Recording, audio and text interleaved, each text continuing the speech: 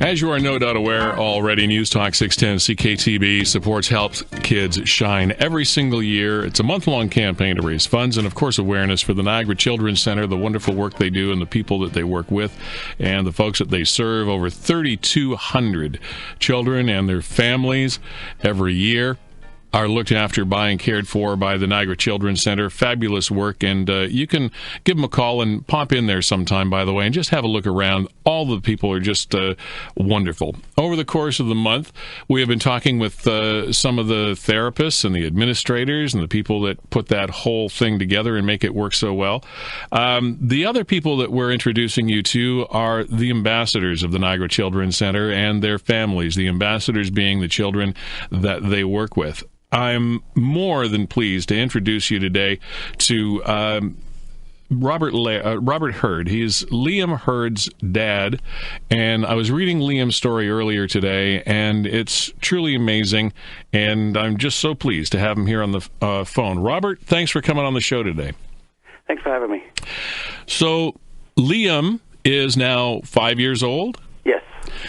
And without too much palaver from me, tell us Liam's story. Okay, Liam, when he was born, the doctors noticed that he was a little different. Liam is a twin, so basically there was a big difference between Sean and Liam. Liam was a lot smaller. Liam was a lot lighter in weight. And basically they noticed that something was wrong, and they had him tested, and they weren't really sure of what his problem was. It wasn't until 3 months later that we found out he had a diagnosis of Down syndrome. Now, Liam basically had different health issues that we had to worry about. Basically, he had a heart problem that we had to monitor, and a lot of developmental problems with his hearing. And what basically we look to do is try to find help, and that's how we got in touch with the Children's Center. In reading Liam's story, it's written in his own words, and the feeling that I got was the fact that his mom, because she's a professional, kind of works in the field a little bit, yes, was able to wrap her head around this, but you might have struggled a bit with it. Yeah, it was very difficult because I hadn't been around any special needs kids, and like I didn't really know what that entailed, like what basically what we needed to do, what kind of help he needed.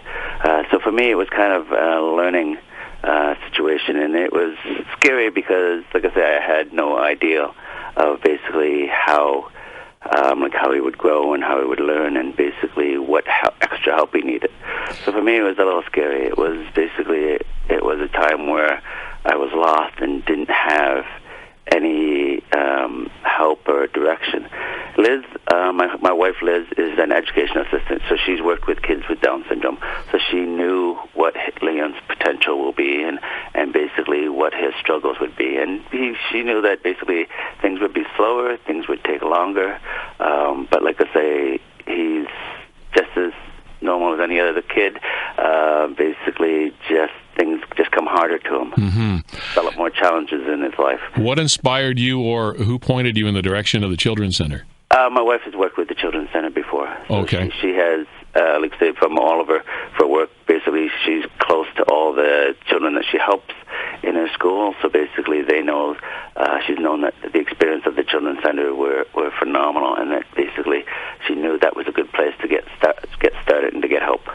And Liam being so young at the time, you basically watched him go through this process from a small baby to a 5-year-old. What's that been like?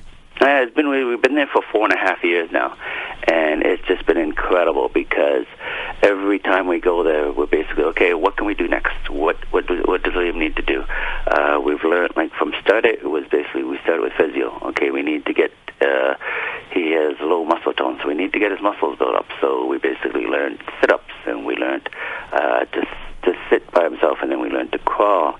And then the steps after that is occupational. Occupational is like his fine motor skills on basically how to put things in and how to put things out, and basically how to play with toys properly. And like it's basically basically been a progression on what we can do next, and basically after that it was speech, and after that it was signing. So there's been a whole lot of services we've used at the center, which has been a great help to us.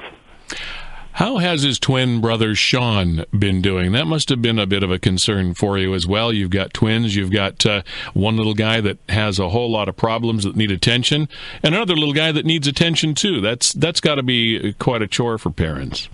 We took Sean to a lot of Liam's therapies. Oh, that's good.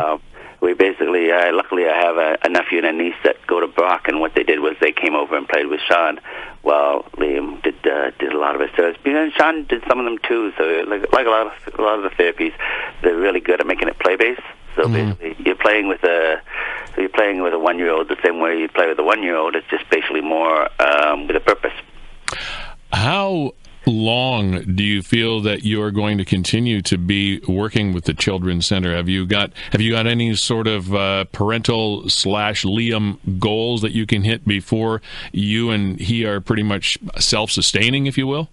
Right now, we've switched over to the Children's Center school. They have a school in the back. It's kind of two separate entities. The Children's Center basically helps out with kids preschool, and they also have a school that they have that basically you can. It's a very small school, but that kids can go to basically to help them go a little further. Liam is now in junior kindergarten there, and he's loving it because his teacher and his EAs and his assistants are phenomenal. And it's nice because it's a small class, so they're a lot more hands-on. Liam still gets his speech therapy, his occupational therapy, and his physiotherapy, but it's in a class with other kids similar to him, and like I said, there's more one-to-one than he'd get in a normal school. So right now, this is first year. We're going next year back, so we're hoping a little bit longer. But soon I think he's going to be out and basically be back in his home school with his brother. So he's obviously, because of what you said, he's obviously mobile now. How has his speech come along? We signed, his mother has signed because she teaches sign that he knows a lot of signs. So basically we do a lot of sign language. His speech, it's up and down, that we'll get a few words out of him. But like I said, a lot of the main goals first were the physical side, to get him healthier, to get him mobile, to get him to be able to play with other kids, to get him to walk. Speech is something that we have to work on, but everything else we're doing phenomenal with. Like I say, all of his learning skills. He's learning his numbers well. He's learning his letters well. Just basically getting to talk is something we have to progress on soon.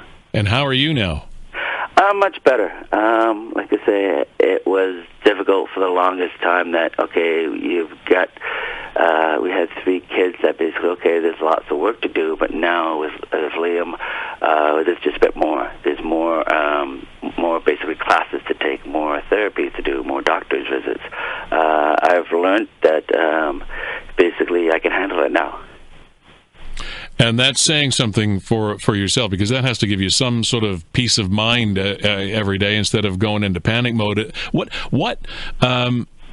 I realize this is almost an unanswerable question, but imagine what things it would have been like had the Children's Center not been there. It would have been constant stress for you, I would think. It would have been so much more difficult because, like I say, where do you go to help? There's like 1,000 books out there. There's everything on the internet.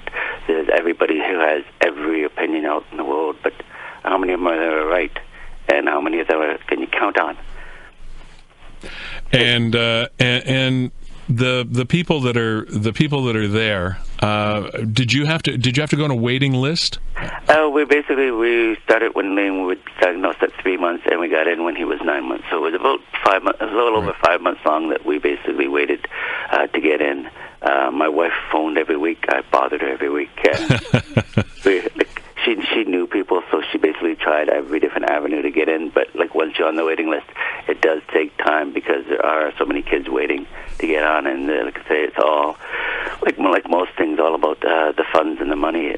So basically, the more that they have, the basically better they can do to the services, and the faster they can get kids in there. And then once you're in there, it's up to you on basically how you do, like basically talking to the therapist on how getting more services, and talking to them about what classes are available and what different events he can join into to help him with his physical attributes.